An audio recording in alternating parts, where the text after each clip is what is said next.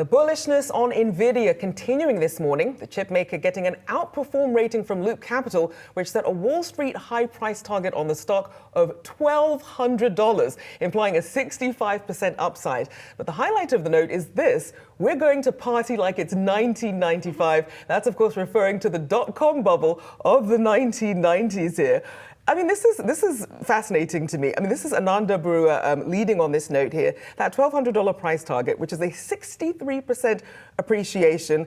And they're actually saying we don't believe Nvidia is expensive at that $1,200 price target. And so they were really sort of erring on the more conservative side. They said they were leaving a lot of revenue, GM expansion, and EPS if they followed what the work was saying to the letter. Now, this actually beat what we saw with the $1,100 price target set out by Rosenblatt Securities last year. So clearly a lot of upside.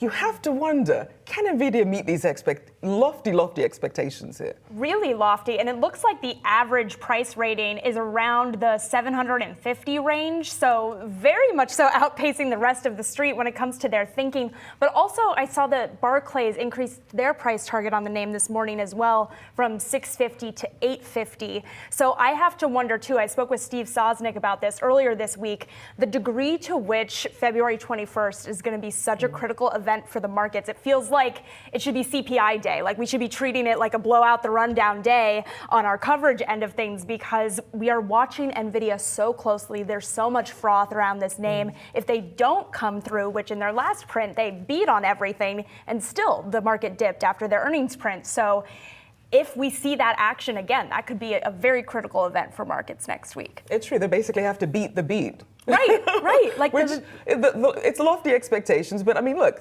obviously still very early days in what we're seeing with the development of generative AI and the role that Nvidia can play.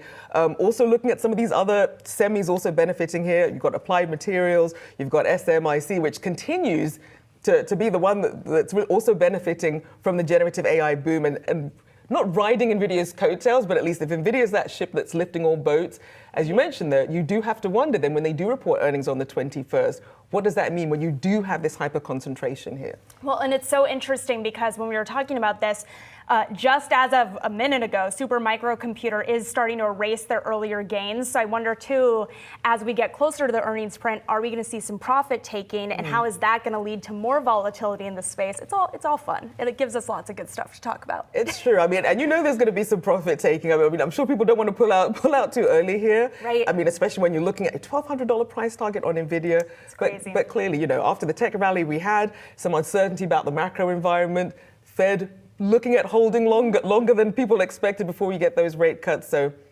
yeah, definitely the one to watch indeed. Right. A data-dependent soup over there.